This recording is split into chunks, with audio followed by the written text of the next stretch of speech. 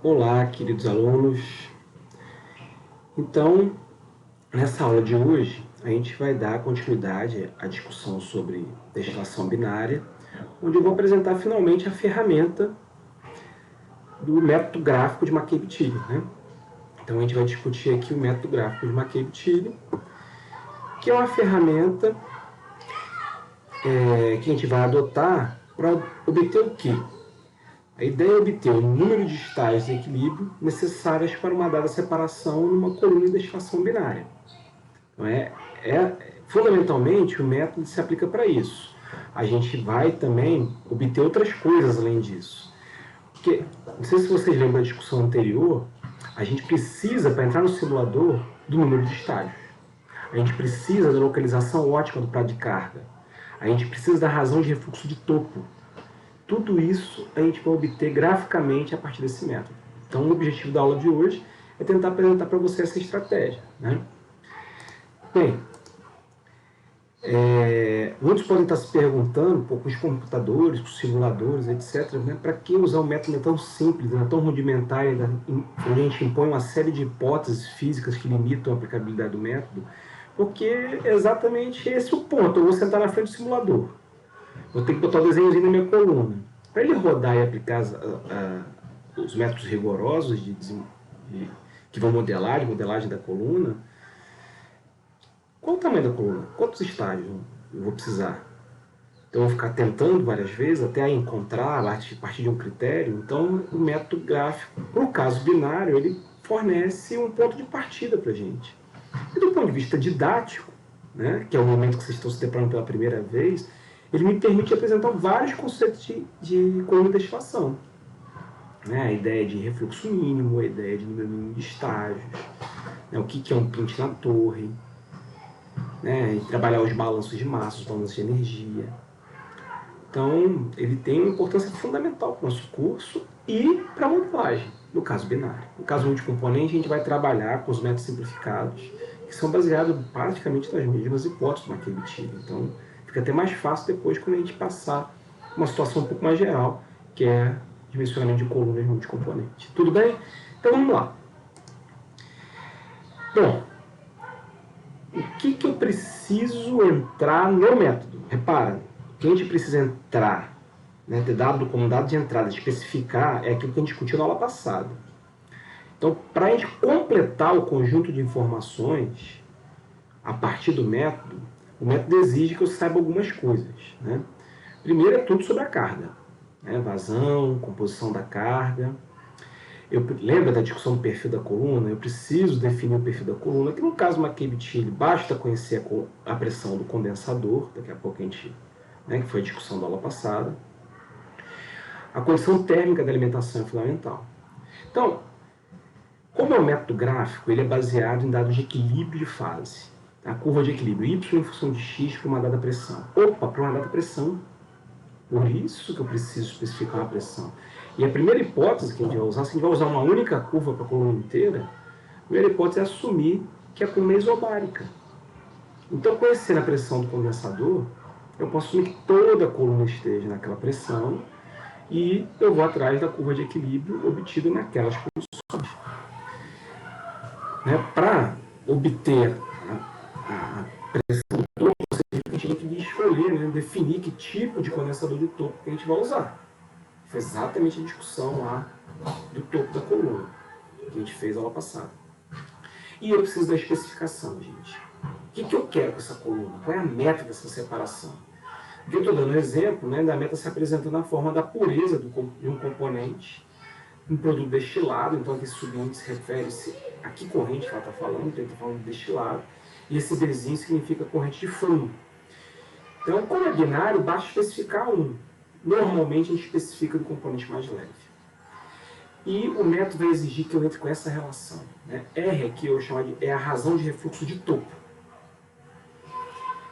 Então, a relação entre a razão de refluxo de operação e a razão de refluxo mínima, eu preciso definir com vocês esse conceito de razão de refluxo mínima, ela tem que ser imposta ao projeto. Claro que normalmente essa imposição é feita baseada em argumentos econômicos, então eu vou mostrar rapidamente também ao longo dessas notas, né, dessas discussões, como é que a gente chega nesse número, né, qual é o número ótimo para isso. Bom, aí a gente vai, agora, nós vamos discutir como que o método McKinsey fornece o quê? A vazão do produto destilado, a vazão do produto de fundo, o número mínimo de estágios, a razão de refluxo mínimo, e aí, tendo isso aqui, eu obtenho a razão de refluxo de operação.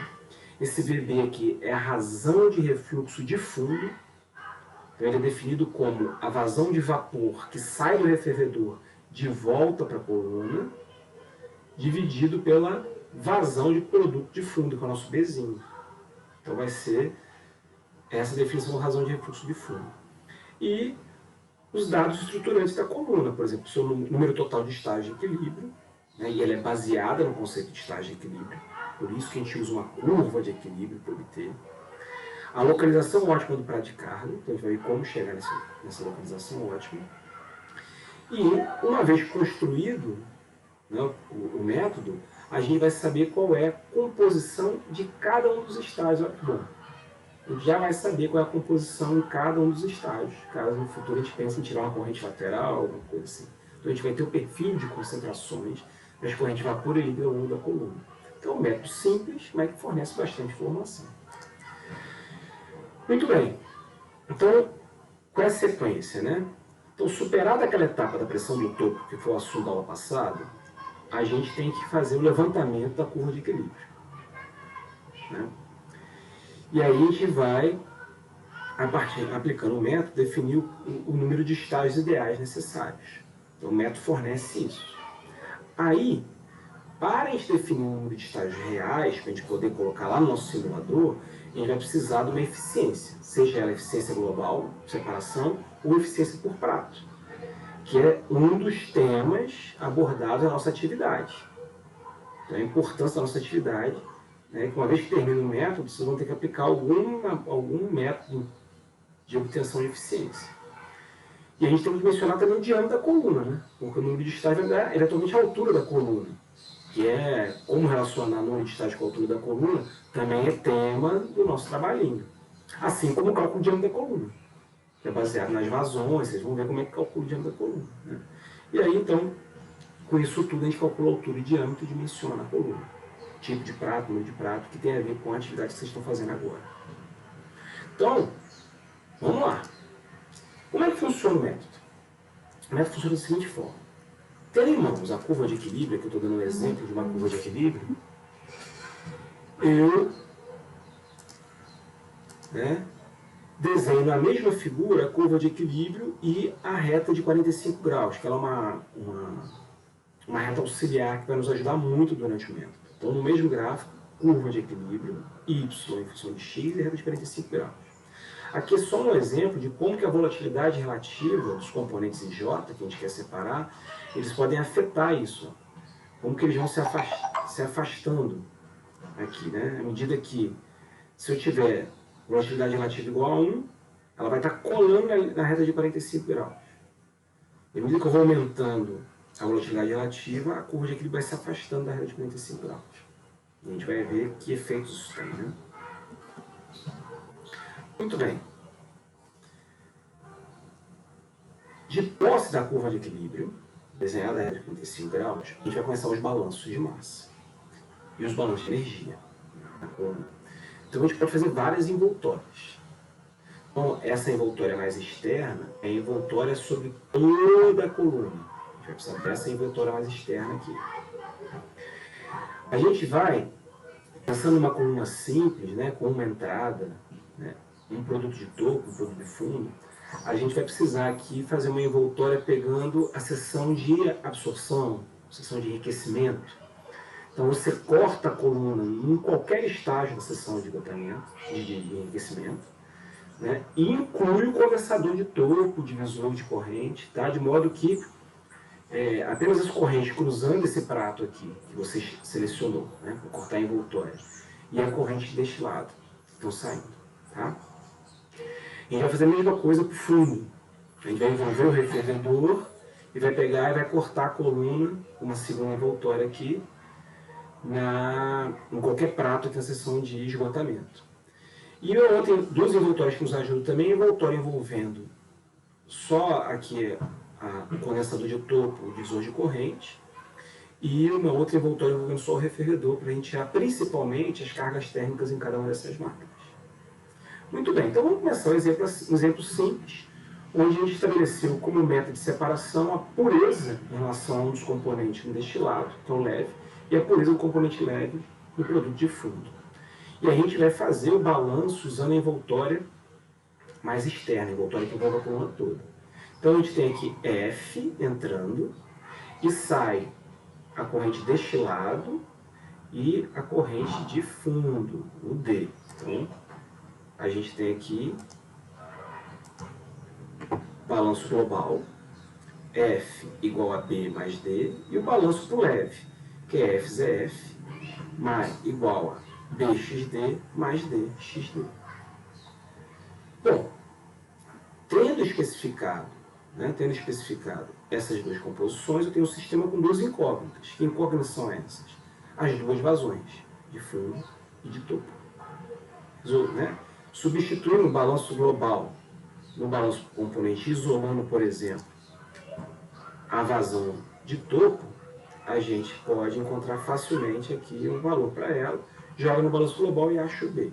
Então, as duas primeiras variáveis do método se resolvem simples pelas equações de balanço na envoltória mais externa. Bom, e como é que funciona o método? Então, eu vou fazer aqui essa transparência, eu só preciso entender como que ele funciona de modo geral. E depois a gente vai ver como que a gente vai obter cada uma das etapas, né? Então, de posse, definida a pressão da coluna, eu vou atrás dos dados de equilíbrio e construo a curva de equilíbrio y em função de x. E construo também a reta de 45 graus. Aí eu pego a especificação do produto de topo, o XD. Olha aqui. Eu levanto aqui qual é a composição que eu espero na corrente de destilado. Aí eu vejo aqui, ó, na reta de 45 graus, eu marco um ponto aqui na reta de 45 graus em XD, né? Que é só pegar o mesmo valor aqui e marcar o ponto. E aí eu desenho a reta de operação da seção de absorção. Aqui é a reta de operação da seção de absorção. Aí eu pego o ZF, que é a composição do leve na carga, e vou até a reta de 45 graus. A partir deste ponto aqui onde está a setinha, eu subo uma que a gente chama de reta do prato de carga, ou reta Q. Está aqui, a reta Q, nesse caso aqui é uma vertical, por assim. E aí eu marco esse pontinho, o encontro da reta Q com a rosa, que é a reta de operação da seção de absorção. Aí eu pego a especificação do produto de fundo, aqui o XB, né, a especificação do produto de fundo, e vou também até a reta de 45 graus. Então eu ligo esse ponto ao encontro da rosa com a reta aqui. E aí esse segmento de reta aqui, ele corresponde à reta de operação da seção de esgotamento, a ROSE. Então, a rosa, a ROSE e a reta Q, que é a reta de prato de carga, se encontram no mesmo ponto. Desenhadas as retas de operação junto com a curva de equilíbrio, como que a gente faz? A gente parte desse ponto aqui, onde está a setinha, que é o encontro da rosa com a reta de 45 graus. Aí eu sigo horizontalmente, não sei se vocês estão conseguindo ver aqui, ó, eu sigo horizontalmente até a curva de equilíbrio. Encontrando esse ponto aqui, eu desço verticalmente até a rosa. E vou fazendo isso. Ó. Nesse ponto eu vou até a curva de equilíbrio, desço até a rosa. Curva de equilíbrio rosa, e eu vou fazendo isso indefinidamente. Até o momento, repara que nesse ponto aqui, quando eu fiz, ó, a minha horizontal cortou a reta aqui. A partir do momento que ele corta a reta aqui, ao invés de descer na rosa, né, tá aqui o prolongamento da rosa, ao invés de eu descer na rosa, eu vou descer na rose, ó. Descer um pouco mais embaixo, ele bateu na rose aqui, ó.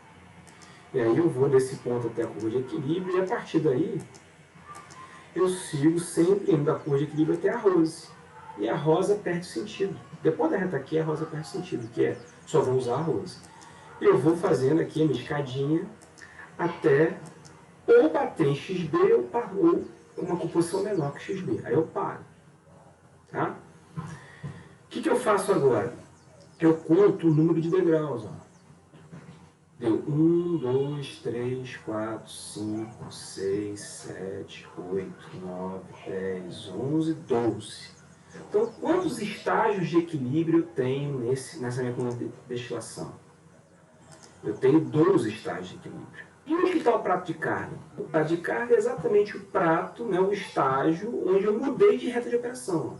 Não foi quando esse olho horizontal cruzou a reta Q e aí eu comecei a descer na Rose? Então, esse prato é a localização ótima do prato de carga. Viu? Então, eu achei o N, a de estágio de equilíbrio, depois eu tenho que corrigir com eficiência. Então é isso, o método me fornece o número de estágios de equilíbrio, a localização ótima do prato de carga, e em cada vérticezinho, não. O que significa cada vértice desse? São as composições das correntes que estão saindo de cada estágio, porque as correntes que estão saindo de cada estágio não são as correntes de equilíbrio? Não são as correntes de equilíbrio? Então, pronto. As correntes saindo de cada estágio, cumprindo aí o objetivo naquele tipo. A proposta da aula agora é ensinar vocês a como obter a rosa, a rose, a reta Q, né, o significado delas. Então, vamos ver como que a gente vai fazer isso. Bom, primeiro alinhar com vocês a anotação que nós vamos adotar, né? O primeiro detalhe é, a gente começa a numerar os estágios da coluna do topo para o fundo. Né? 1, 2, 3, topo e fundo. Em cada estágio, as correntes que levam o número do estágio são as correntes de saída. Então, quem vai ter V1? V1 é a vazão de vapor saindo do estágio 1. L1 é a vazão de líquido saindo do estágio 1. Y1 vai ser a composição do vapor saindo do estágio 1. X1 vai ser a composição do líquido saindo do estágio 1. E a entalpia do vapor vai ser o HV1 e o HL1. Isso vai para todos os estágios, até o enésimo estágio. Então, é assim que a gente vai usar nossa notação. Né? Lembrando que a gente compõe sempre do componente mais leve.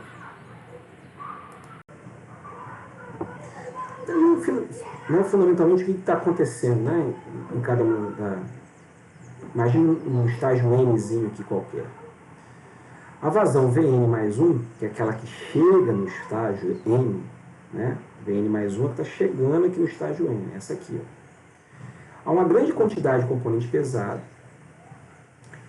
tornando desfavorável sua presença na fase vapor nas condições e temperaturas do estágio N. Isso significa que esses componentes mais pesados estão doidos para passar para a fase líquida. Só que antes de chegar no estágio, eles não têm entalpia para isso. Então, assim como a corrente Ln-1. A corrente Ln-1 é essa também que está chegando no estágio N, né? Só que para o componente leve, ela está cheia de leve, doida para mudar de fase, só que ela não tem entalpia suficiente. Só que L1 está numa temperatura mais fria do que do estágio N. E a corrente V mais 1 está mais quente no estágio N. Quando elas se encontram no estágio N, elas vão se encontrar aqui, vão se contactar aqui, elas vão trocar calor.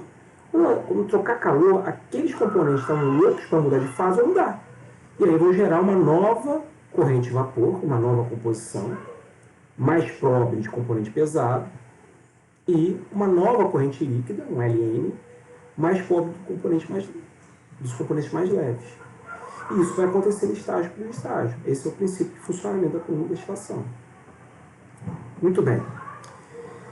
Então agora, entendido o princípio de funcionamento e a numeração da coluna, vamos entender como é que a gente obtém a rosa, que é a reta de operação da seção de absorção. Lembra, a gente faz aquela envoltória envolvendo aqui o condensador de topo, o divisor de corrente, tem aqui a corrente do refluxo, né? E a gente corta no estágio, antes do estágio N, tá vendo? Eu cortei a envoltória antes do estágio N, e esse estágio N é um dos estágios da seção de absorção. Faço o balanço global nessa envoltória, balanço por componente dessa envoltória, e eu posso fazer o balanço de energia se eu quiser. O que a gente faz agora? Vamos assumir algumas hipóteses simplificadoras, né? A hipótese principal do Markevitch é a hipótese das vazões molares constantes e a coluna 6 isobárica. Então, a primeira hipótese por trás das vazões molares constantes é assumir a torre adiabática, ou sem perdas. Então eu pego aqui o balanço de energia, aqui embaixo, e corto as perdas. Coluna isolada, coluna diabática. Depois eu vou assumir que não existe geração de calor de mistura, ou seja, as mudanças de composição que vão havendo de corrente para corrente não causam grandes mudanças de energia, né? Bom, se eu pegar aqui o balanço de energia e substituir aqui o balanço global, né? Lembra, o balanço global era V igual Vn igual a Ln mais 1, menos 1 mais D. Né? Isolando o Ln menos 1, fica V menos D igual a Ln menos 1. Substituindo aqui, eu posso reescrever o balanço de energia nesse formato aqui, já sem as perdas. Muito bem, beleza. Repara esse parênteses aqui, ó. HD é a entropia do produto destilado, que é um produto líquido. O HLN-1 é também. O que diferencia, né, essas duas entalpias? É a composição da corrente e a temperatura da corrente. Mas, de qualquer forma, as composições envolvem componentes, são os mesmos que estão. Muda a composição. Se a gente imaginar então, que é só a diferença de calor sensível, e lembrar que, como a gente está falando de um condensador que vai ter mudança de fase, para levar vapor para líquido. O calor envolvido no condensador é um calor da ordem de grandeza de calor latente. Então, a gente já discutiu isso várias vezes ao longo do curso, né? O calor latente é muito maior do que o calor sensível. Então, eu posso dizer que, do lado direito, esse termo aqui domina essa equação. Beleza, então eu posso negligenciar essa etapa. Bom, agora vamos olhar esse outro parênteses aqui. Ó. O que é o HVN? O HVN é a entalpia do vapor no prato N, né, que está saindo do prato N. O HLN-1 é o que é do líquido que está chegando no prato N. A diferença de composição é pequena entre esses dois. A diferença de composição não é muito grande. A gente pode, mais ou menos, aproximar que isso aqui é praticamente um calor latente de vaporização. Assumindo que isso é um calor latente de vaporização, eu posso assumir que isso é aproximadamente constante ao longo de toda a coluna. Então, independente do prato, isso aqui vai ser um calor latente envolvendo numa dada composição envolvendo aqueles componentes. Então, eu posso, fica VND, isolando o VN aqui que sobrou da equação, fica igual a Q, que é uma constante, dividido pelo calor latente de vaporização, que eu estou assumindo constante ao longo de toda a coluna. Então, ele conclui que VN é uma constante. Opa, se VN é uma constante e D é uma constante da coluna, quer dizer, não varia com um prato, L também é uma constante. Só que repara, gente, essa aproximação aqui é válida dentro de uma mesma seção, não vale para a coluna toda, vale só para a seção de absorção. Então eu posso dizer que ao longo da seção de absorção, V e L não variam de estágio para estágio. Por isso que a gente fala que as vazões numa mesma seção são constantes. Né? E se eu fizer uma brincadeira parecida na seção de esgotamento, eu também posso chegar à conclusão que as vazões envolvidas na seção de esgotamento, que são diferentes, por isso que estou com símbolos diferentes aqui, tá vendo? L e V são o símbolo da vazão de líquido e vazão de vapor nos pratos da seção de absorção. E L barra e V barra são os símbolos que a gente vai dar para as vazões na seção de esgotamento. Como elas são constantes, repara que eu simplifiquei a notação. Não preciso dizer mais de que prato que é. São as mesmas. Então, eu posso simplificar a notação. Então, essa e o fato da coluna ser isolada e isobárica são as principais hipóteses da coluna de destilação do método McKeltib, né? do método McKeltib da coluna de destilação. E vira e mexe isso cai em concurso, tá, gente? Então, muita atenção a isso. Bom, então a gente pode simplificar a rosa, tá? Né? Eu só passei o V, isolei, né, a parte do vapor, joguei o V dividindo, lembrando agora que L e V são constantes ao longo de toda a coluna, então eu já com a notação simplificada. Então a rosa ela é construída a partir do balanço, componente leve, na envoltória da seção de absorção. Bom, Pelo balanço global, a gente sabe que L, que V, é L mais D. Dividindo em cima e embaixo por D, vai ficar L sobre D, dividido por L sobre D mais 1. Bom, mas que é L sobre D? Lembra da corrente de refluxo, o LR? O LR não é o líquido que entra no primeiro prato da coluna, no prato de topo? Então o LR tem que ser igual ao L em qualquer prato da seção de absorção. Então, L sobre D é exatamente o que a gente chama de razão de refluxo. É a razão de refluxo externa, que é a razão da vazão da corrente de refluxo pela vazão da corrente de produto destilado. Substituindo essa definição aqui na inclinação, né, vai ficar, a inclinação pode ser escrita como razão de refluxo dividido por razão de refluxo mais 1. Essa aqui vai ser a inclinação da rosa. Então, conhecendo a razão de refluxo de topo, eu tenho a inclinação da rosa. E V sobre D?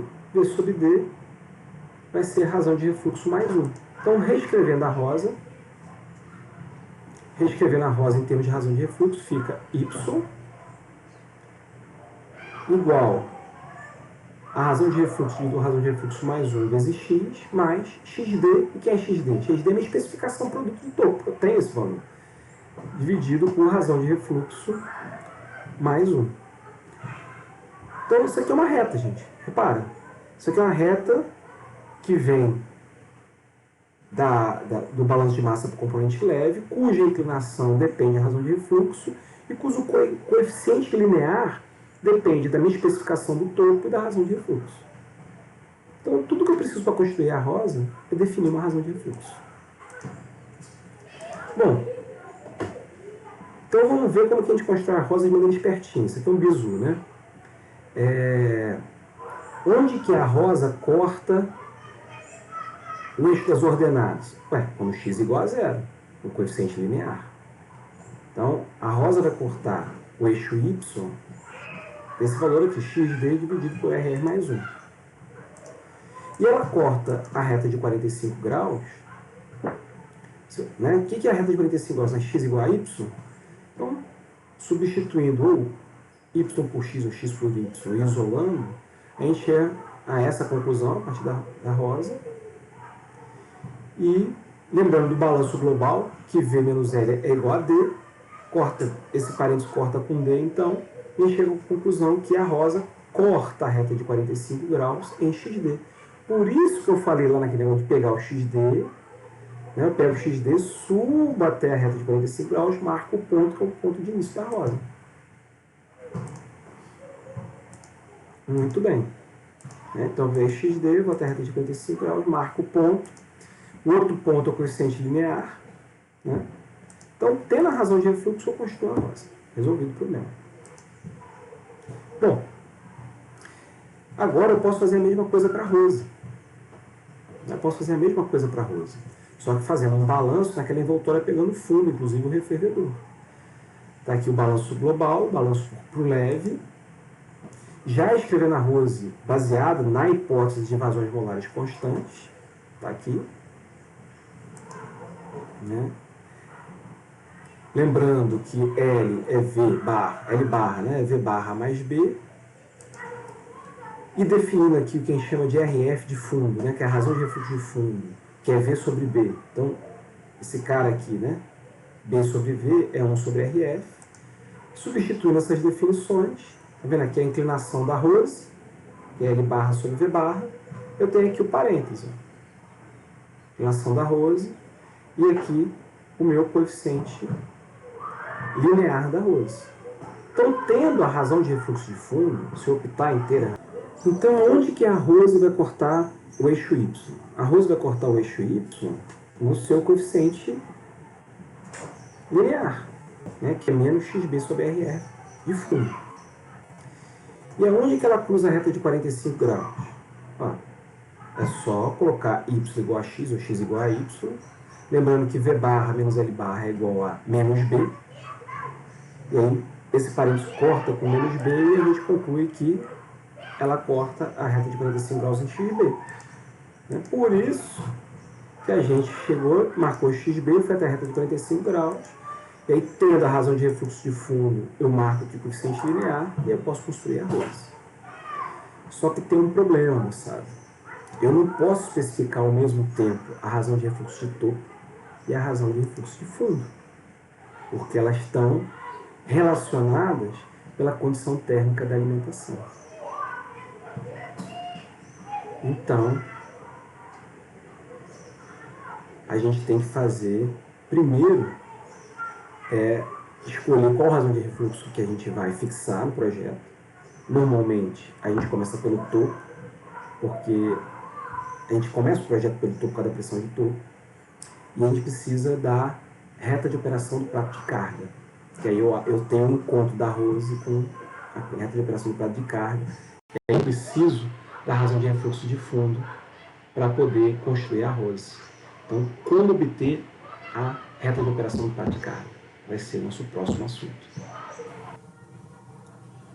Então, a aula de hoje, ela vai ter o foco na continuação do método McCabe-Thiele, e a gente vai estudar o prato de carga. Que equação é essa aqui, gente? V barra menos V igual a L barra menos L, né? L barra menos L, menos B menos D. Vocês têm ideia de onde que saiu isso? L barra é igual a V barra mais B, que é o balanço global na envoltória da seção de esgotamento. V é igual a L mais D, que é o balanço global na seção de absorção. Subtraindo o balanço global de uma seção com a outra, do esgotamento menos a seção de absorção, eu chego nessa expressão aqui. Então, é a subtração dos balanços globais. Certo? Bom, mas quando a gente está no prato de carga, gente, no prato de carga, o Y que sai do prato de carga, ele é o Y da seção de absorção. Ele é igual, ele só tem uma corrente de vapor saindo.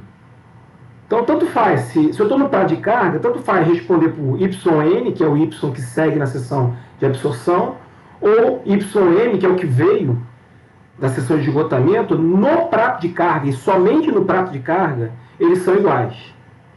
E vale também para o X. No prato de carga, o X, no prato de carga, que é a corrente líquida que chega, né, é igual. Então, da onde que vem essa equação aqui? Essa equação de baixo, ela é a subtração do balanço para o leve na seção de esgotamento menos o balanço para o leve na seção de absorção. E por que eu pude colocar o Y em evidência? Porque eu estou no prato de carga. Só no prato de carga eu posso botar o Y em evidência.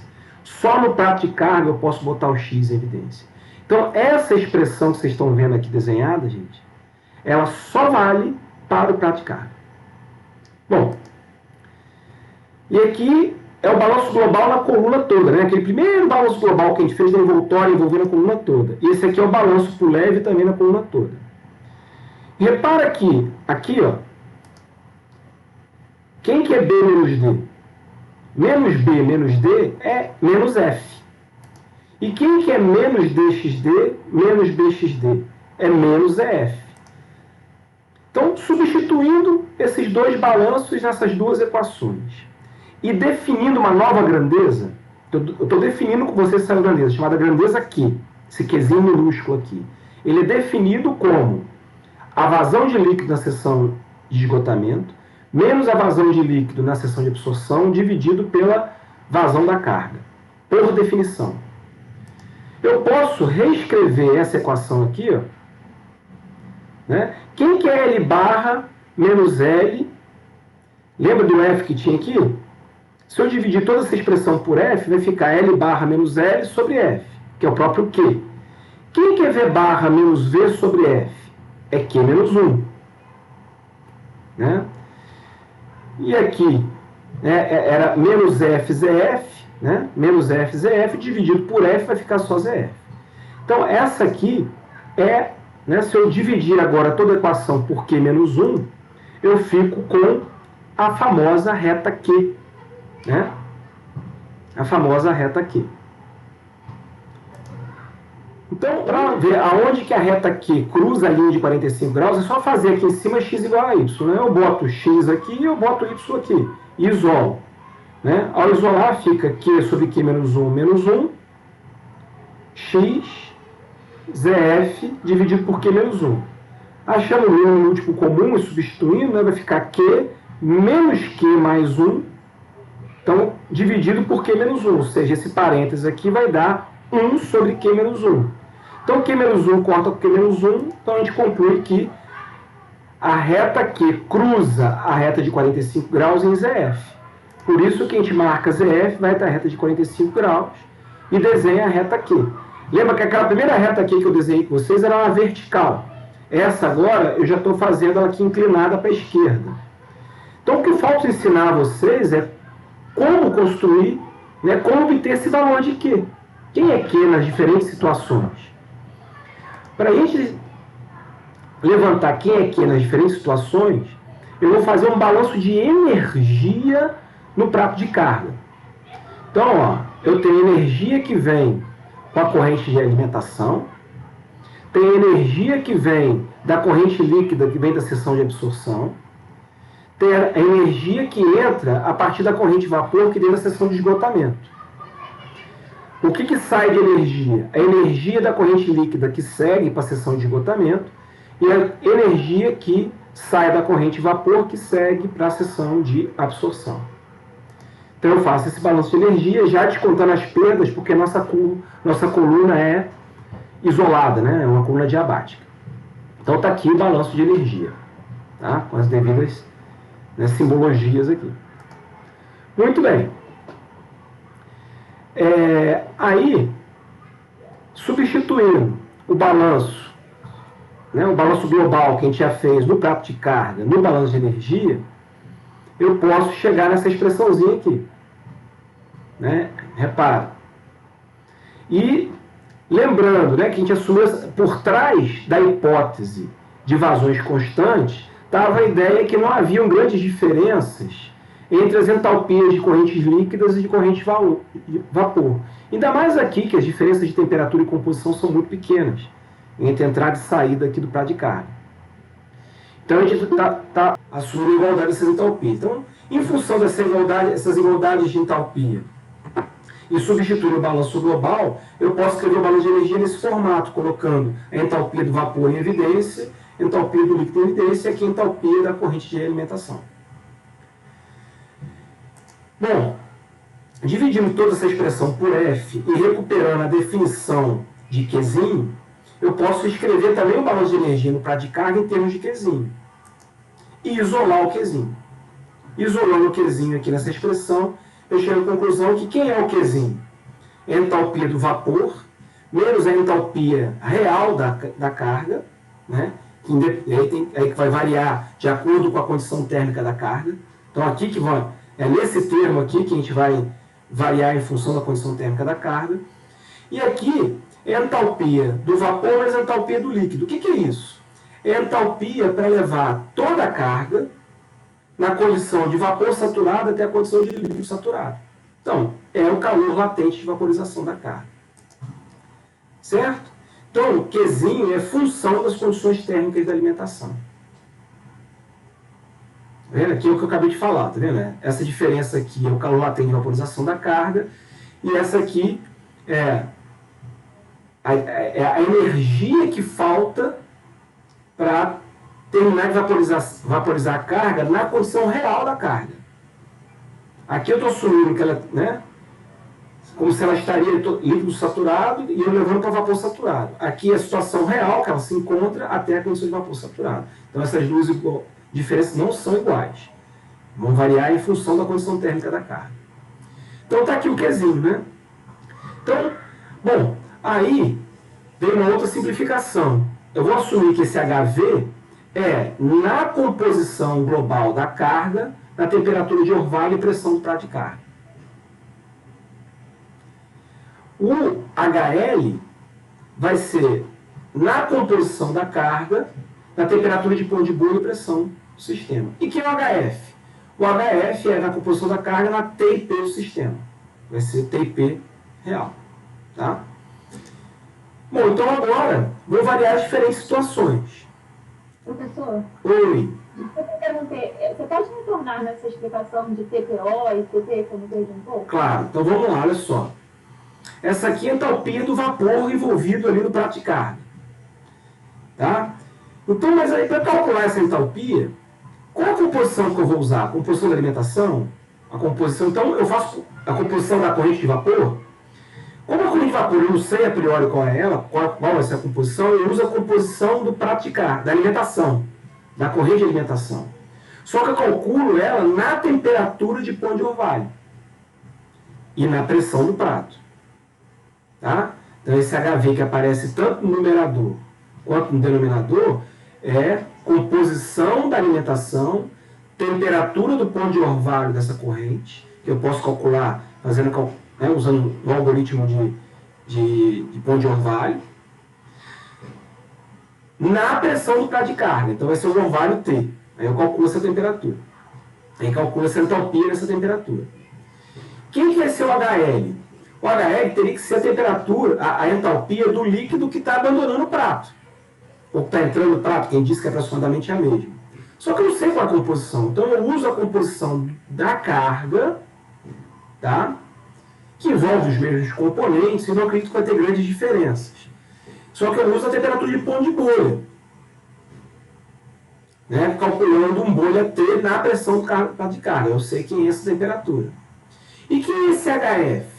Eu uso lá a composição da alimentação, quer dizer, a composição da alimentação entrou no cálculo de todo mundo, na pressão do prato de carga, só que agora na temperatura real da entrada, na temperatura real da carga. Entendeu? A diferença entre eles? Entendi sim, obrigada. Nada. Então, agora, o que vai variar a equação vai variar só em função do estado térmico da carga. Então, eu vou trabalhar com você em diferentes situações. Por exemplo, se a carga estiver subresfriado. Se a carga estiver subresfriado, né? Quem que vai ser o HF?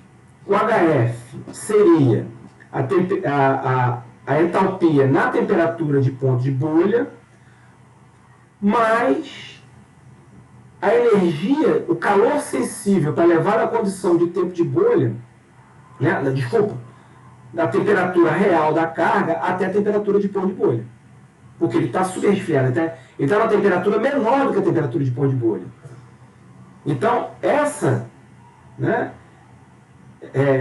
a entalpia dele real, a entalpia do pão de bolha, menos esse calor sensível. Né? Como tem esse menos aqui que vem da equação do Q, então por isso que esse cara fica negativo e esse cara fica positivo. Certo? Então, se você reparar, esse trecho aqui está idêntico, ó, esse que eu estou circulando aqui. Então, como eu estou somando um calor sensível, o Q vai ser um número maior do que 1. Né? Isso aqui vai ser 1 mais esse cara, que é esse calor sensível, dividido pelo denominador. Vai ficar um cara maior do que 1. Então, se Q é maior do que 1, né, eu vou ter aqui essa razão, que é a inclinação da reta Q, ela vai estar entre 1 e infinito. Então a inclinação dela vai estar entre 45 graus, que é a reta de 45 graus, e a reta de 90 graus. Então ela vai estar naquele quadrante entre a reta de 45 graus e a reta de 90 graus. Alguma dúvida aqui, gente? Na prática, como é que calcula isso? Né?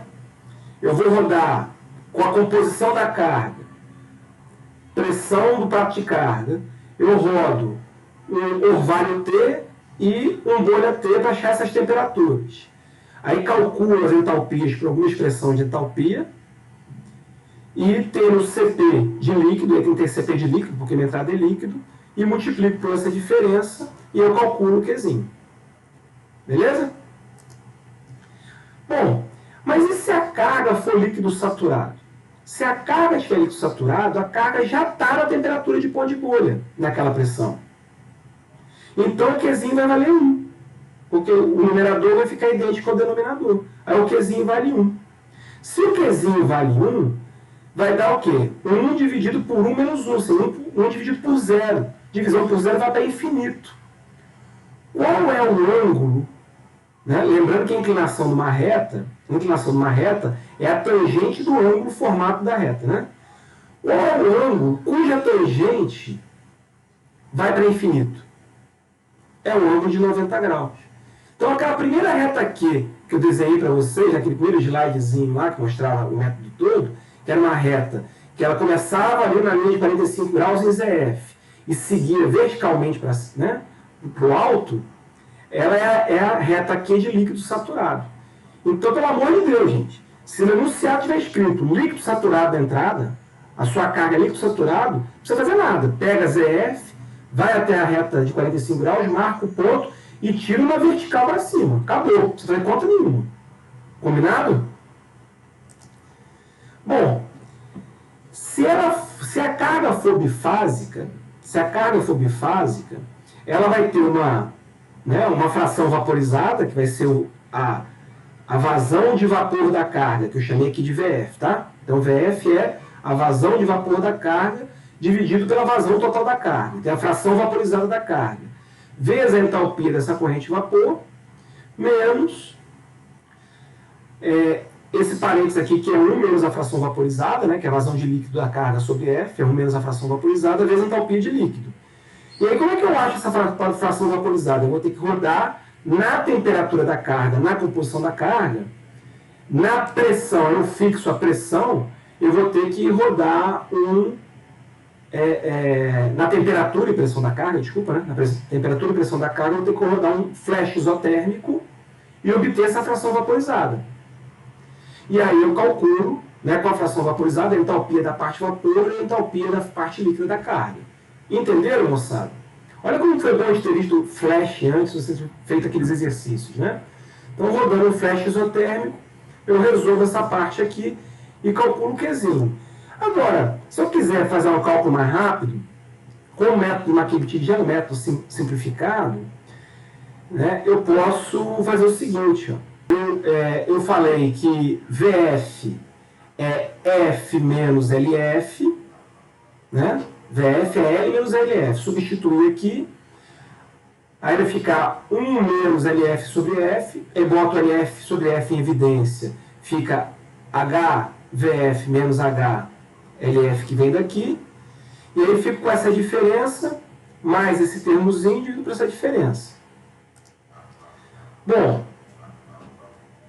isso aqui, gente, isso aqui é uma entalpia de vapor. Esse aqui é uma entalpia de vapor. Então, essa aqui vai ser uma diferença entre entalpias de vapor. Isso aqui é uma entalpia da ordem de uma entalpia de calor latente. Então, a gente fala que, escrevendo dessa forma, o numerador é dominado pelo termo que envolve calor latente. Então, esse termo, eu assumo que esse termo é muito maior do que essa diferençazinha aqui, que é só calor sensível. Porque no ponto de orvalho é vapor, isso aqui é vapor. Então eu simplifico o Qzinho só com essa parte. E falo que essa diferença aqui é aproximadamente igual a essa diferença, que é aproximadamente igual ao calor latente de vaporização. Certo? Então eu falo que o Qzinho é aproximadamente LF sobre F dividido por esses dois calores latentes aqui. Se eu assumir eles parecidos, eu posso dizer que o Qzinho é aproximadamente LF sobre F, que é 1 menos fração vaporizada. Tá? Ou eu faço o cálculo rigoroso, passando todo aquele caminho de rodar o flash isotérmico, etc. Ou, de uma maneira mais simplificada, eu falo que o Qzinho, quando a entrada é bifásico, o Qzinho vai estar entre 0 e 1, e ele vai ser 1 menos a fração vaporizada da carga, que é como eu faço normalmente. Tá? E aí ele vai ter uma inclinação entre 90 graus e 180. Então ele vai estar naquele quadrante entre a reta de 45 graus, vai estar no quadrante entre a vertical e a horizontal. Bom, e se for vapor saturado? Se for vapor saturado, a carga está exatamente na temperatura de ponto de orvalho. Se ele está exatamente na temperatura de ponto de orvalho, o numerador zera. Então o Qzinho vale 0, e aí eu vou estar exatamente na horizontal, né? Inclinação é 180 graus. Então também não precisa fazer conta nenhuma. Se a carga for vapor saturado, eu pego o ZF, vou até a linha de 45 graus e marco a horizontal. E se for vapor superaquecido,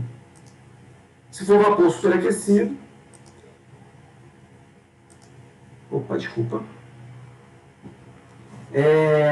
Quem vai ser esse cara aqui? Esse cara vai ser a temperatura de ponto de orvalho, mais o calor sensível para levar da temperatura de ponto de orvalho até a temperatura real dela. Que é isso aqui, ó, Cp de vapor, e a diferença da temperatura de ponto de orvalho até a temperatura da carga. Tá? Aqui embaixo é o calor latente. Então, esse HF corta então você vai ter um termo que vai ser esse HF na temperatura de ponto de orvalho menos HF na temperatura de ponto de orvalho, que dá zero. Então sobra só esse terminho aqui com o negativo na frente, invertendo essas duas temperaturas, né? Aí fica a temperatura, então Q vai ser Cp de vapor, temperatura de ponto de orvalho menos T. Então ele vai estar entre zero e menos infinito, ele vai ser um valor negativo, porque essa temperatura aqui é maior. Então ele vai estar na inclinação, a inclinação da reta vai estar entre 180, que é a horizontal, até a reta de 45 graus, que é o limite nosso físico, né? Problema. Bom, então o que significa na prática, né, nessas diferentes situações? Se tiver líquido subresfriado, eu tenho, né, o L, né? O L que vem da seção de absorção, soma com todo o L que vem com a carga, só que eu vou ter que usar parte do vapor que vem saturado aqui, que entra no prato de alimentação, ele vai ter que se liquefazer para poder levar a carga até a condição de saturação, até a condição de líquido saturado. Então, meu L barra, ele é maior do que a soma de F mais L. Por que ele é maior? Porque ele é toda líquida, desce. O L é o que vem da seção de absorção, mais esse líquidozinho aqui, que está aqui nesse linha pontilhada, que foi gerado para poder levar a carga à condição de líquido saturado. Se ele já entrar líquido saturado, o L barra, ele vai ser o F mais L. E o V barra vai ser igual ao V. Né? Porque a carga não está trazendo nada de vapor. Então, se a alimentação for líquido saturado, a vazão de vapor na seção de esgotamento vai ser igual à vazão de vapor na seção de absorção, e a vazão de líquido da seção de esgotamento vai ser a soma da vazão de alimentação mais a vazão de líquido da seção de esgotamento. Se for parcialmente vaporizado, aí é beleza. O L barra vai ser o L mais o que veio de líquido da corrente de alimentação, e o V vai ser o V barra mais a fração de vapor que veio na corrente de alimentação. Se for vapor saturado, aí toda a alimentação está vapor saturado. Então o L vai ser igual a L barra, porque a alimentação não está contribuindo com nada de líquido, então L barra igual a L, e o V barra, e o V vai ser o V barra mais toda a corrente de alimentação. Então o V vai ser F mais V barra. E finalmente, se a alimentação for vapor superaquecido, o L barra vai ser menor do que o L, por quê? Porque parte do líquido que veio aqui da seção de absorção, ele teve que ser vaporizado para poder levar a alimentação da condição de vapor superaquecido até vapor saturado. Então, qual é a mensagem que fica aqui, gente? Não vale a pena entrar com líquido saturado, com líquido subresfriado, nem com vapor superaquecido, porque eu obrigo a voltar, né, a corrente aqui, parte da corrente que eu tinha liquefeito, eu vaporizei de novo. Ou parte da corrente que eu vaporizei, eu tive que liquefazer de novo. Então, não é uma boa ideia. Então, normalmente, as entradas em coluna, elas são saturadas numa dessas três situações, né? Ou líquido saturado, ou bifásico, ou vapor saturado. Alguma dúvida nessa discussão, gente? Discussãozinha importante.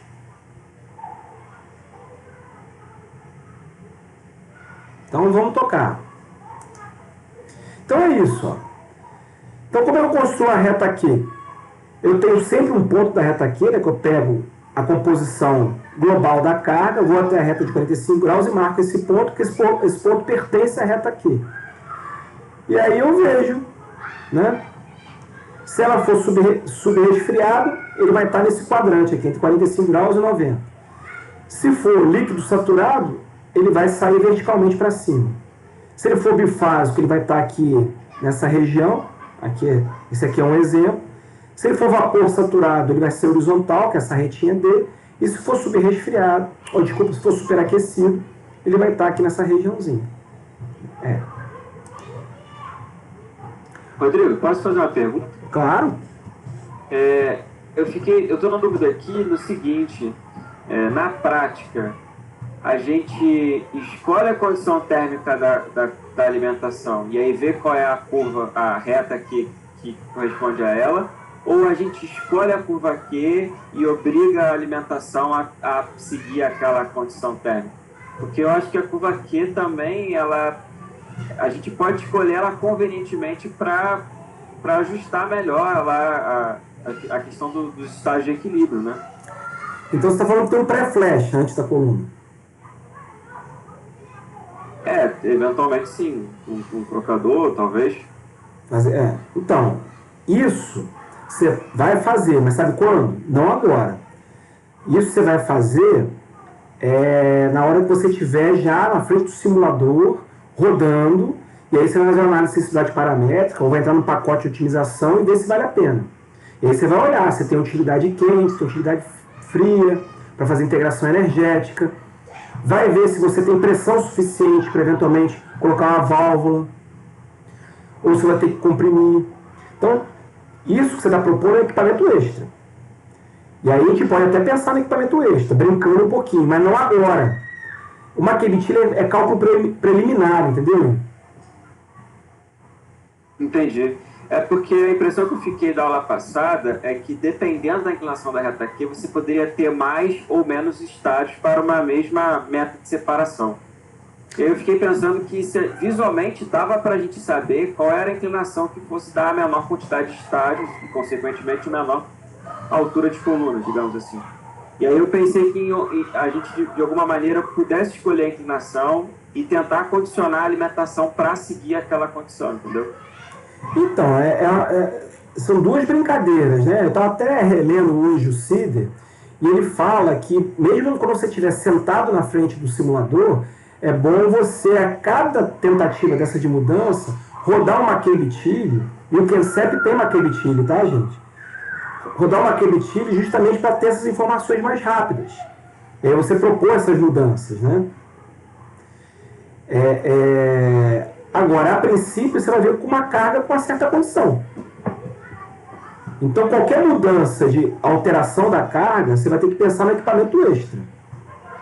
Ou um trocador de calor, ou uma válvula, ou vai ter que comprimir se não tiver pressão suficiente, entendeu? Entendi. E como que você vai fazer uma McKelvey a cada mudança dessa, que é a minha meta do ponto de vista didático. Então, eu tenho que mostrar para vocês essas relações agora. O que você vai fazer no projeto é projeto. Aí vocês vão brincar lá com os professores de projeto, mas é isso. Tá bom? Eu respondi parcialmente, né? Mas eu acho que é só uma brincadeira de projeto que vocês vão... No final das contas, como é um método simplificado também, eu acho que ele só funciona também para sistemas binários, né? Mas você pode repetir esse mesmo questionamento com multicomponentes depois nos métodos simplificados. É uma discussão de projeto. Essa pergunta sua é uma discussão interessante, muito interessante. Mas é uma discussão de projeto, porque depende muito de sim e não. O que eu tenho, o que chegou. Né? Eu não posso fazer uma discussão genérica. Né? Então, isso é só um particular de projeto mesmo. Eu entendi. É porque a minha ideia era, às vezes, assim, o que você ia gastar com um trocadorzinho de calor antes ou uma válvula, compensava, às vezes, que você ia gastar de material para construir mais 2, 3 metros de torre, entendeu? Ou gastar mais calor no fervedor. Mas também, no final das contas, o que iria dar assertivamente essa resposta, se vale mais a pena ter mais 2 ou 3 metros ou botar uma válvula ou um trocador antes, na verdade é depender de uma análise um pouco mais rigorosa, com um método de cálculo mais rigoroso. Então, sim, e análise econômica. Acompanhado de análise econômica. Sim, é verdade. Né? Mas é ótimo, gente. Esse tipo de curiosidade que você trouxe agora, viu, galera? É o que vocês têm que desenvolver. Esse tipo de pergunta é isso que se espera de vocês em projeto. Né? Então agora vamos discutir localização ótima do prato de carga. Né? Então a gente viu que como é que fica a ordem então? Né? Eu vou construir a rosa a partir da razão de refluxo de topo, construo a reta aqui a partir da condição térmica da carga, e aí eu pego a especificação de fundo, sem necessidade, neste momento, de ter a razão de refluxo de fundo, né? Quando eu posso especificar, essa automaticamente, eu vou aqui no XB até a reta de 45 graus e levo ela até o encontro da rosa com a reta Q. Ó. Aqui a reta Q aqui, encontrando com a rosa, marco o ponto, marco esse ponto aqui e construo a rose.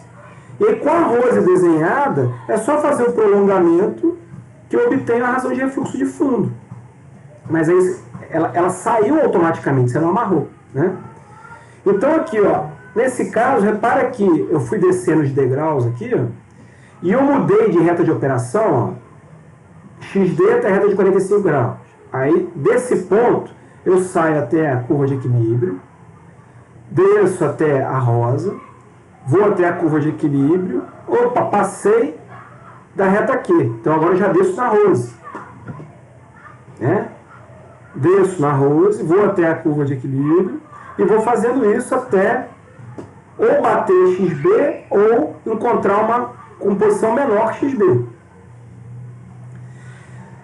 Se eu localizar o prato de carga aqui, olha quantos estágios eu encontrei. 1, 2, 3, menos que 4. Então foi menos de 4 estágios. Agora, olha só. O que marca o prato de carga não é a reta Q, tá? O que marca o prato de carga é a mudança de reta de operação. Então, se eu resolver que eu não vou alimentar no prato de carga, no prato ótimo, não vou alimentar no prato ótimo. Então, eu vou lá, desci, era para ter mudado de reta de operação, mas não mudei. Aí eu fui, fiz mais um degrau e desci aqui. Repara que se eu tivesse feito a mudança, eu teria acompanhado essa linha pontilhadinha aqui. Ó. Repara que eu tinha menos de 4 estágios e agora eu preciso de praticamente 4 estágios. Então, localizar fora do ponto ótimo, do prato ótimo de alimentação, significou que aqui eu privilegiei a seção de absorção. Né? Privilegiei a parte de cima da coluna. Eu gastei, né, mais estágios. Agora eu vou privilegiar a parte de baixo da coluna.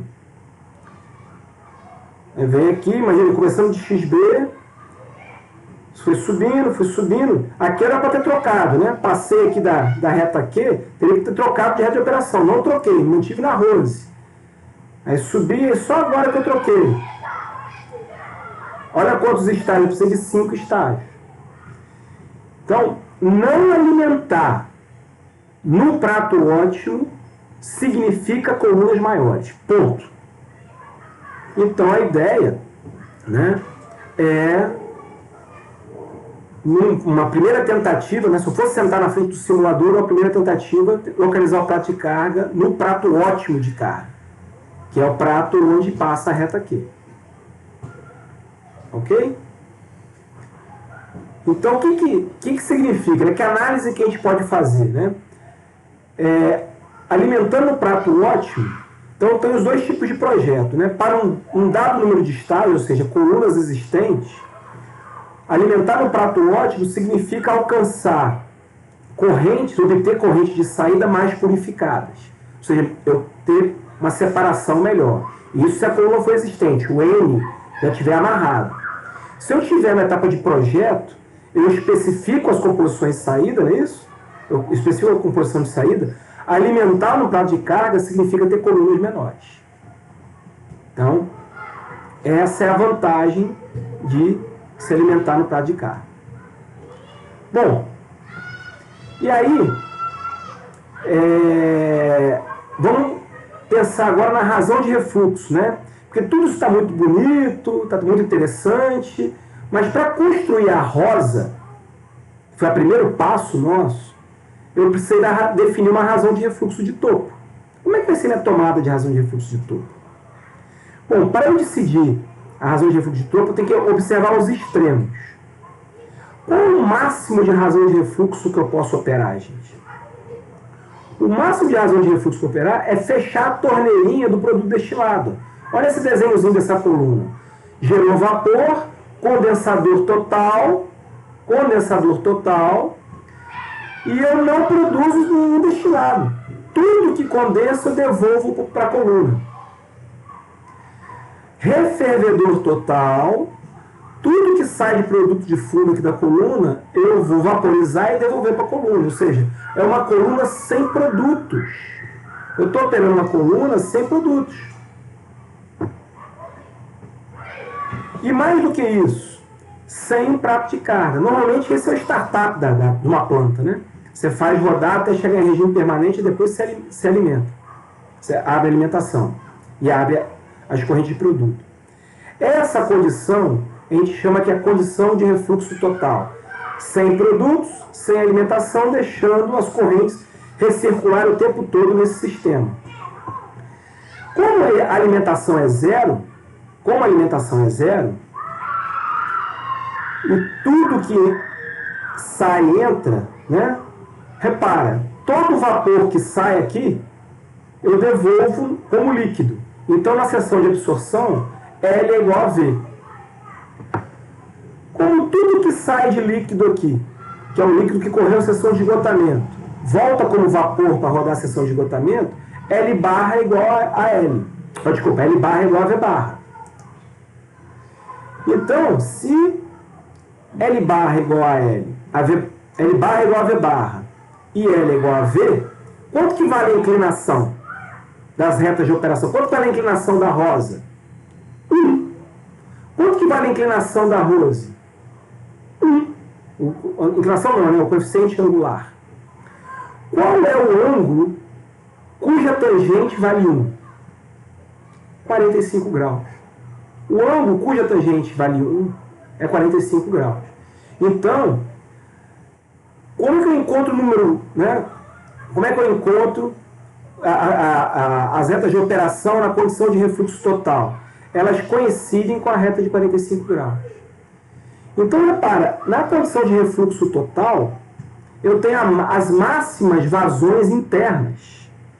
Então, eu tenho as maiores taxas de troca entre as correntes. Então, eu vou ter, para uma dada separação, um número mínimo de estágios. Então, se eu partindo de XD, cheguei na reta de 45, vou até a reta de operação, volto na reta de 45, e vou fazendo aquela brincadeira de descer nos degraus, mas sempre voltando à reta de 45 graus, depois contando o número de estágios, o número de estágios que eu encontro nessa brincadeira, ele tem a definição. É o número mínimo de estágios, que é obtido na condição de refluxo máxima, que é a condição de refluxo total. Entendido essas duas definições, gente, elas são fundamentais para nós. Refluxo total e número mínimo de estágios. Bom, então, óbvio que na prática eu não vou operar assim. E qual é a razão de refluxo mínimo? Então, assim, essa é a razão de refluxo total. Agora, eu vou abrindo as torneirinhas de saída e vou abrir a torneirinha eu abro a torneira da alimentação e vou abrir as torneiras de saída. E vou mudando a razão de refluxo de topo. Né? Eu vou aumentando, vou diminuindo a razão de refluxo. Diminuindo a razão de refluxo, diminuindo a razão de refluxo. Quando eu vou diminuindo a razão de refluxo, o que vai acontecendo com a rosa, gente? Matematicamente, aqui, ou graficamente, o refluxo máximo é a reta de 45 graus. Quando eu vou diminuindo a razão de refluxo a partir do refluxo total, o que vai acontecendo com a rosa, com a inclinação da rosa?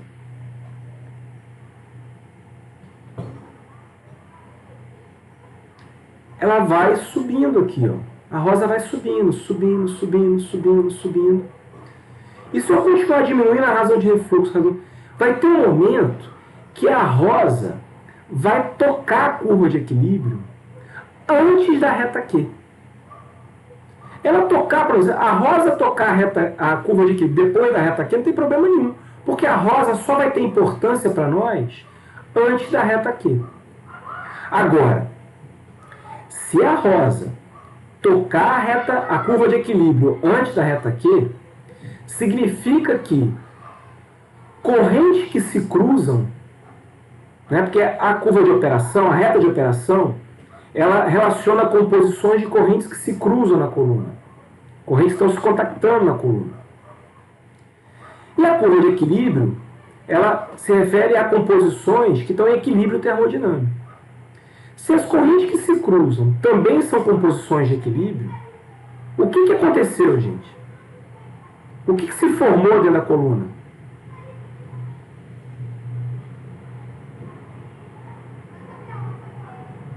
Alguém arrisca? Eu acho que deixa de ter separação, né? Mas deixa de separação porque tem um pinte. Você encontrou, igual tem um pinte de calor lá no Perute 2? Não tem mais força motriz, né, para transferência de massa. Exatamente. Mas aqui é diferente. Aqui não é igualdade de composição. Aqui significa correntes que se cruzam também serem correntes em equilíbrio termodinâmico. Então, como é que eu vou achar a razão de refluxo mínima? Eu vou pegar desde a reta de 45 graus e vou subindo com a rosa, até ela tocar a primeira vez a curva de equilíbrio. Quando a curva de equilíbrio ela tem esse formatinho mais bonitinho assim, ó, vai certamente coincidir com o mesmo ponto que a curva Q encosta na curva de equilíbrio. Se ela tiver mas não conformidades assim, talvez ela toque antes, tá? Então a dica é, pega XD, aqui é o bizu, né? Pega XD, vai até a reta de 45 graus, marca esse ponto. Pega a sua régua, fixa a sua régua nesse ponto, e vai inclinando ela até a sua régua cruzar a curva de equilíbrio pela primeira vez. Aí você vai e faz bem levinho essa rosa do pinte. Eu chamo de rosa do pinte. E aí desenha essa rosa do pinte. Certo? E aí como é que eu acho a razão de refluxo mínima? Eu pego o prolongamento da rosa do pinte, né, que deu um pinte. Eu pego o prolongamento da rosa do pinte e vejo qual foi o Y, faço o prolongamento aqui e pego o coeficiente linear da rosa do pinte. Se vocês lembrarem, o coeficiente linear da rosa é XD dividido por razão de refluxo mais 1. Só que quando eu peguei a rosa do pinte, esse coeficiente linear vai ser o XD, que está amarrado, que você já conhece, pela razão de refluxo mínima. Aí eu encontro a razão de refluxo mínima pelo gráfico. Entenderam, gente? Como é que encontra a razão de refluxo mínima pelo gráfico? Tá vendo? Aqui é brincadeira com a rosa. Ela sai a 45 graus, eu vou diminuindo a razão de refluxo, diminuir um pouco mais, né? Aqui essa reta aqui é a reta Q, ela tocou a reta de equilíbrio, a curva de equilíbrio, né? Antes da reta Q, ou em cima da reta Q. Aí eu faço o prolongamento dela até ela cortar o eixo das ordenadas, leio o valor e falo que esse valor é XD dividido por razão de refluxo mínimo mais 1 e encontro a razão de refluxo mínimo. Bom, aí lembra que eu entrei, no início do método tem uma relação entre a razão de refluxo e a razão de refluxo mínima? Então, com essa relação, eu multiplico a razão de refluxo mínima por essa relação, por essa razão, e encontro a minha razão de refluxo de operação. Mas como é que eu defino essa razão? Então eu vou fazer essa análise aqui, ó. Se essa minha razão de refluxo, né, baixa a razão de refluxo, Quanto menor a razão de refluxo, gente, menor são as vazões internas, menor são as vazões internas. Quanto menor as vazões internas, menores são as trocas por estágio. A gente já discutiu essa aula passada. Quanto menor as trocas por estágio, mais estágios eu preciso para atingir uma dada separação. Então eu vou ter colunas maiores. Consequentemente, eu vou ter um custo mais elevado de capital. Além disso, né, as vazões internas. Mas, em compensação, tendo vazões internas menores, eu vou ter custos operacionais, eu vou trabalhar com menos utilidade, vou gastar menos no condensador e no refervedor com utilidade, e também o diâmetro da coluna vai poder ser menor, porque eu vou estar com vazões internas menores, eu posso trabalhar com diâmetros menores, que é isso que eu quero que vocês vejam lá no trabalhinho de vocês lá. Se eu tiver com alta razão de refluxo, eu vou ter melhores trocas, então eu vou trabalhar com colunas menores. Mas em compensação eu vou ter mais gasto de utilidade no condensador e vou ter que trabalhar com diâmetros maiores de coluna. Então, eu vou ter aqui que analisar, né, esse negócio de diâmetro, altura, o custo fixo, e ver o quanto que eu compenso também isso com os maiores gastos no refervedor e no condensador. Então, na verdade, gente, tem uma condição ótima. Então, tem esse gráficozinho aqui que eu uso, ó. Esse aqui é o custo anualizado de uma coluna de destilação em função da razão de refluxo. Se a gente colocar aqui, desenhar aqui só o custo de equipamento, né, o custo total, repara que depois de um certo valor de razão de refluxo,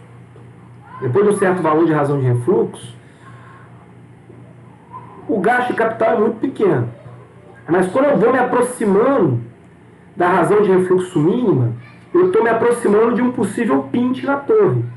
Quando eu me aproximo de um possível pinte na torre, a torre começa a ter que ficar muito grande. E aí o custo de capital explode. E é uma assíntota aqui para a razão de refluxo mínima. Porque ela não pode atingir, porque quando ela atingir a razão de refluxo mínima, o tamanho da coluna vai ser infinito. E aqui é o custo de utilidade. Ó, né? À medida que eu aumento a razão de refluxo, é linear, né? Eu vou aumentando a demanda de utilidade quente e utilidade fria. Eu já antecipo para vocês, tá?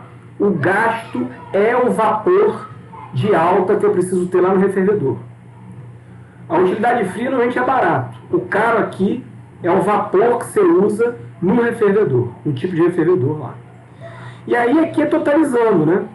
Então repara que depois de um certo valor de razão de refluxo, o custo total é dominado pela utilidade.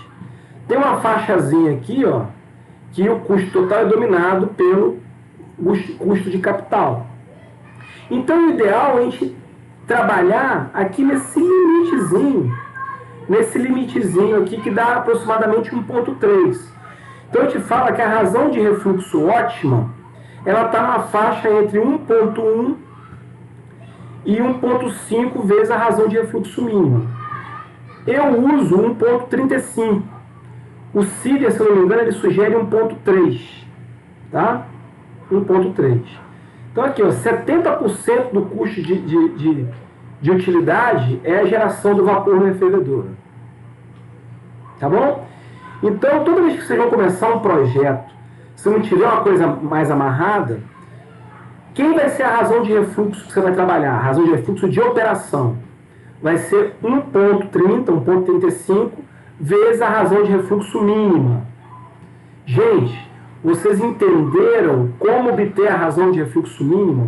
Se não entenderam, mandem as dúvidas para mim e eventualmente na aula de amanhã a gente discute isso, tá?